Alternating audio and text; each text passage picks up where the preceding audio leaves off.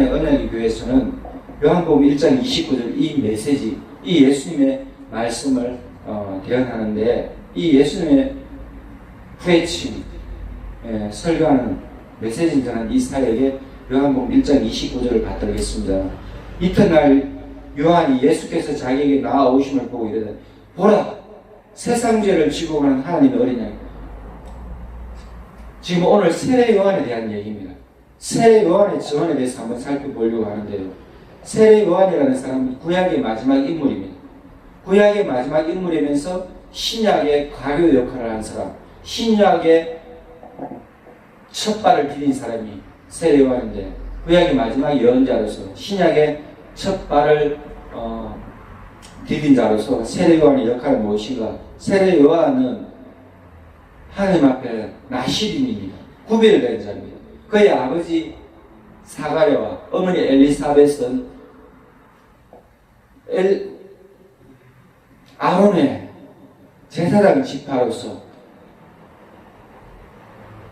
신앙 인격이 흠이 없고 고결한 삶을 살았습니다. 경건한 삶을 살았습니다. 거룩한 삶을 살았습니다. 비록 로마 황제의 식민 지배를 받고 정치인이나 종교 지도자들이 올바른 삶을 제시하지 못했지만 그들은 하나님의 말씀대로 살고 경건한 삶을 살아서 저렇게 사는 것이 인생의 바른 삶이구나 사람들에게 본보게 되었습니다. 그렇지만 사가랴와 엘리사벳은 경건하게 살았지만 거룩하게 살았지만 하나님 앞에 그들의 삶을 주어진 제사장 직분을 바로 했지만 또 부족한 점이 있었어요. 수많은 장점에도 불구하고 그들의 삶은 큰 단점 때문에 헌결 하나가 있는데 그것은 자신들의 헌결이 아니었지만 하나님 앞에 복을 받지 못했어요. 자녀의 복을 받지 못했어요.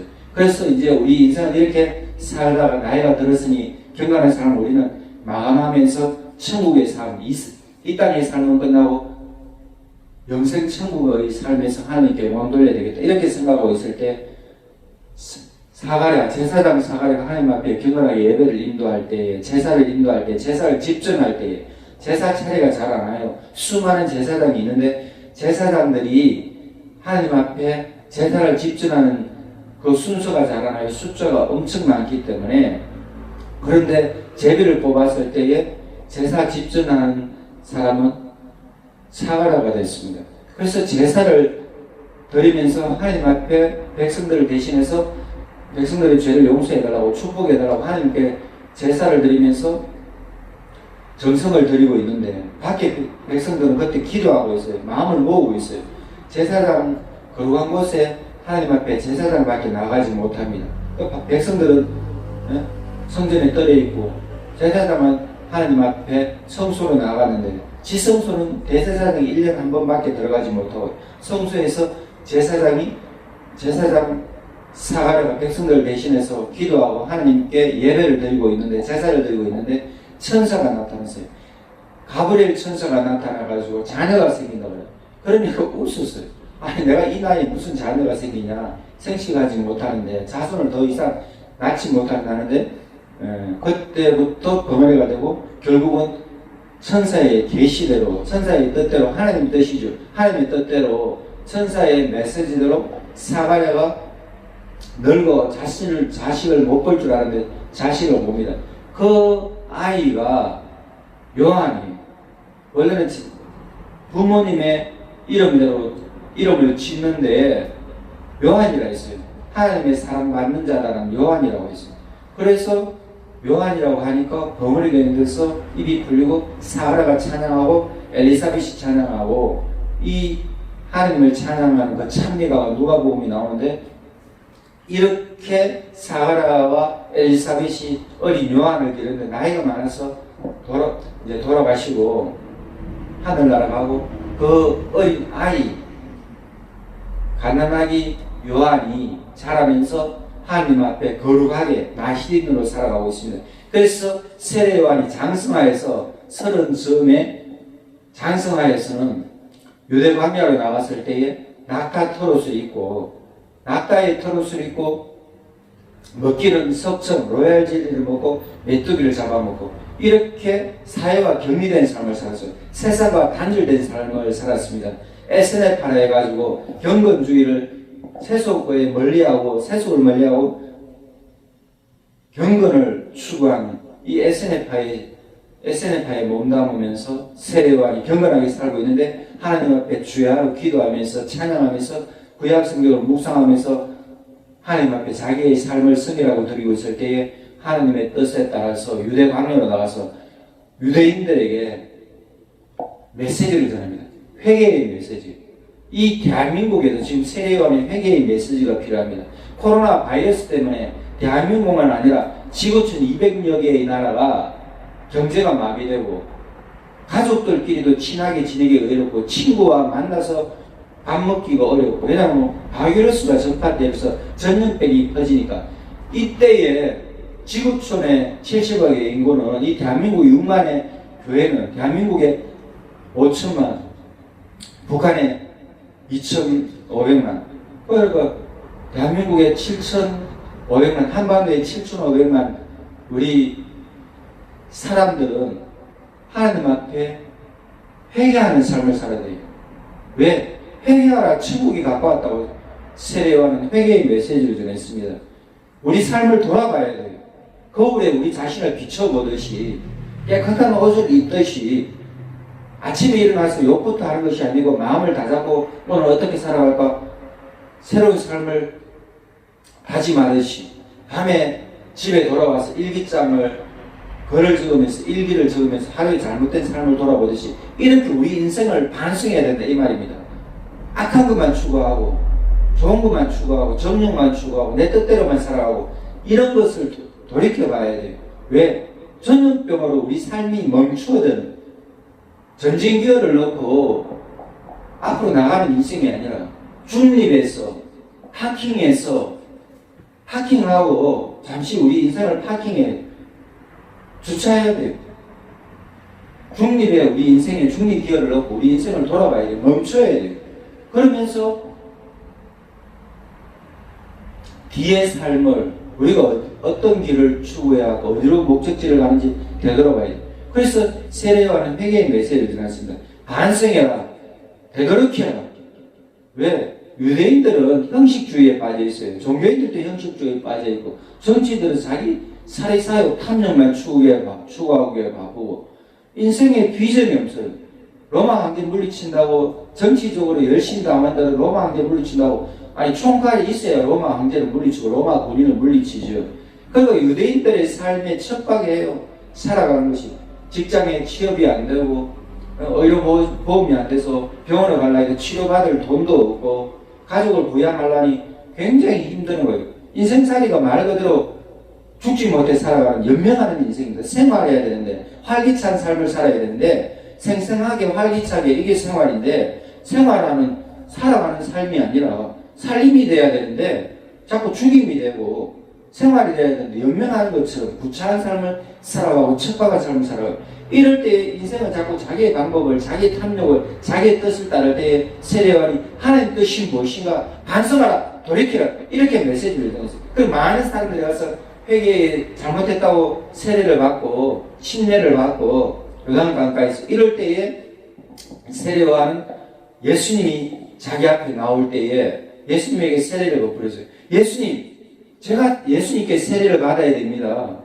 예수님, 저는 예수님의 신발끈도 묶지 못할 만큼 불충한 종 아닙니까? 부족한 사람 아닙니까? 할 때에 예수님이 하나님의 뜻을 이루기 위해서 너가 세례 주는 임무를 맡았으니 나에게 세례를 줘도 상관없다 하면서 예수님은 성령과 물세례를 주시는 분이기 때문에 물세례의 의식을 거쳤을 겁니다. 세례요한의 세례를 인정했다 이 말입니다. 이 세례요한이 예수님이 세례요한 앞에 나올 때에 세례요한은 영적으로 예수님을 알아보면서 뭐라 했습니까? 아무도 예수님의 존재를 알지 못할 때, 아무도 예수님의 존재를 드러내지 못할 때, 아무도 예수님을 증언하지 못할 때, 세례요한이 예수님을 드러내면서 예수님을 증언하면서 예수님의 실체를 말하면서 뭐라고 말했습니까? 세상 죄를 지고 가는 하나님의 어린 양이다. 세상 죄를 지고 가는 하나님의 어린 양이다. 여러분은 저 예수님을 봐라. 다른 데를 보지 말고 다른 눈을 두지 말고 다른 귀를 듣지 말고 저 예수님의 메시지를 들어라. 예수님을 보아라. 그러면서 예수님을 주목시킨 거예요. 잘못된 삶을 반성하라고 회개의 메시지를 전하고 예수님을 주목하라고 예수님을 보라고 예수님을 따라가라고 이렇게 세례요한이 예수님을 증거했습니다. 그리고 세례요한은 또 뭐라고 했습니까? 이 세례요한은 헤로드 안디바에게 바른 말을 했어요. 남에게 바른 말 하는 것이 쉽지 않습니다. 남을 죽이려고, 남을 저주하려고, 남을 심판하려고, 남을 정죄하려고 대한민국에 얼마나 수많은 악한 말도 있고 언론을 통해서 방송을 통해서 정당한 척하면서 거룩한 척하면서 가식적으로 위선적으로 대한민국에 얼마나 남을 죽이는 사망의 말이 저주의 말이 심판의 말이 많습니까? 그렇지만 세례요한은 정정당당하게 명명백백하게 뭐라고 했습니까? 잘못됐다고 했어요. 그 당시에 권력자 분봉왕 헤로드 안디바에게 헤로드 대왕의 아들 헤롯이 있고 또 헤로드 안디바가 있는데 그 동생의 아내를 자기가 데려가 버렸어요. 그러면서 자기 부인을 삼는 거예요. 그거 잘못됐다. 그거 하나님께 악한 것이다. 왜 동생의 부인을 가로채냐? 왜 동생의 부인을 네가 취하냐? 그것은 하나님이 하면 안 된다. 권력자라도 왕이라도 군공왕이라도 그것은 잘못된 일이다. 이렇게 따끔하게 질책했어요.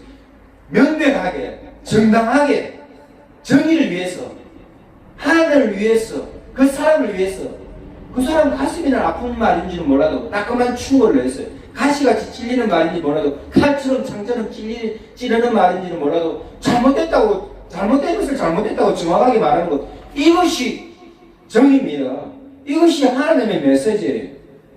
엄한 방법들을, 엉뚱한 방법들을, 가식적인 방법들을, 위선적인 방법들을 남을 죽이려는 방법으로 대한민국에 얼마나 잘못된 메시지가 말이 어떤 강령이 사상이 이념이 많습니까? 저는 대한민국의 불행은 사상의 불행이요 이념의 불행이요 네? 어떤 사상의 틀에 어떤 이념의 틀에 어떤 주의의 이점에 민주주의라는 허울 아래 하나님의 뜻을 거스리고 차별 금지법에는 아니 차별 받아야 되는 사람을 차별하면 차별 금지법이라고 차별이라는 것과 구별이라는 것을 잘 알아요. 차별 받아야 되는 사람들은 교도소에 가는 사람들 차별을 합니다. 왜? 죄를 지었기 때문에. 그리고 잘못됐기 때문에 차별을 하는 것 같고 그거 차별하지 말라고 그거 구별하는 거예요. 거룩이라는 말도 구별입니다. 하나님 앞에 제사장으로서 부족하지만 하나님 앞에 성별된 사람으로 드리는 것 그것이 구별이고 그것이 거룩이에요. 그 거룩한 것을 구별하는 것을 차별이라고 이런 대한민국의 어떤 사상 때문에 이념 때문에 불행한 거예요. 남을 완전히 짓밟아야 돼. 남을 완전히 상대 진영을 죽여야 돼. 그래 내가 살아남기 때문에 정치적으로 경제적으로 이념적으로 진영 논리에 지역에 혈연에 지연에 혈연에 이런 것 때문에 대한민국이 불행한데 세례요한은 명명백백하게 정당하게 잘못됐다고 헤로드 안디바에게 말했습니다. 이런 정확한 소리 정당한 소리 잘못을 질책하는 소리가 필요하지 잘하고 있는 것을 잘못했다고 못하는 것을 잘한다고 이러면 대한민국은 불행한 거예요. 오늘 마치는데요. 세례요한은요 결국은 바른 말 해가지고 하나님 앞에 순교당합니다. 세례요한은 하나님 앞에 부모님의 기도도로 하나님의 뜻대로 이 땅에 와서 세례요한이 하나님 앞에 섰을 때에 자기의 삶을 거룩한 삶으로 구별해드리고 예수님을 증거하고 예수님을 드러내고 예수님 앞에 겸손하고 바른 말에서 죽었는 이 세례요한처럼 세례요한 같이 경건한 사람이 있으면 아브라함이 소돔과 고모라가 멸망할 때 어린 10살이 없어서 소돔과 고모라가 멸망했는데 대한민국은 경건한 사람, 거룩한 사람, 어이로운 사람, 나은 사람이 경건한 사람이 되고 나은 사람이 거룩한 사람이 되고 나은 사람이 어이로운 사람이 되면 우리 교회는 살아나고 우리 가정은 살아나고 우리 직장은 살아나고 우리 대한민국, 우리 지역은 살아나고 남북한에 하나님 안에서 복음 안에서 통일되고 세계 선교를 감당할 수가 있게 됩니다. 우리도 오늘 세례요한처럼 회개의 메시지를 전하고 바른 하나님의 메시지를 전하고 예수님을 드리는 그런 삶이 다 되시기를 바랍니다. 할렐루야 감사합니다. 샬롬.